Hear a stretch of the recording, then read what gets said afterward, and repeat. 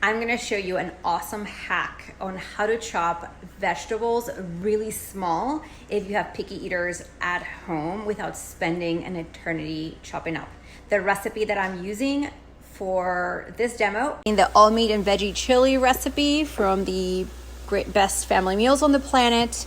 And this is a no bean chili that's loaded with flavors and veggies. So yesterday doing meal prep, I already peeled the zucchini and the carrots. I peeled the zucchini because my kids don't like finding green.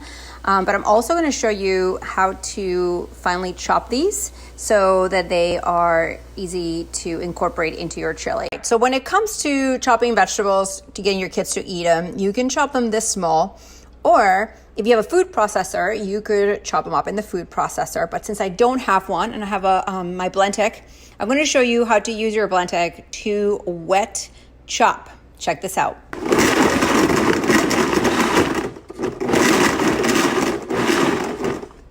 And now check out the smaller pieces.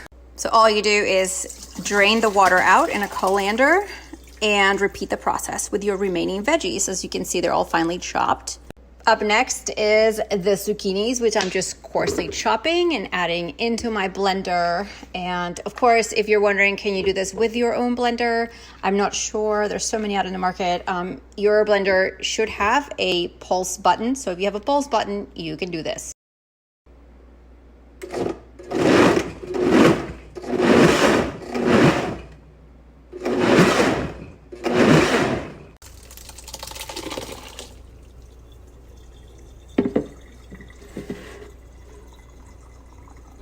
Up next, a whole onion. In the blender it goes. No more chopping. Cover it up with water.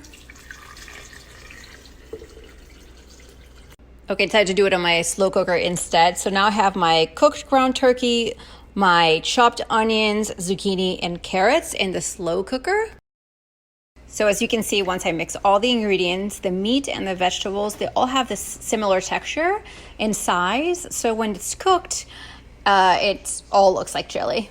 All right, guys, so this is the final product of that amazing chili recipe that I showed you today, full of veggies. Check them out. You can't see them, all incorporated.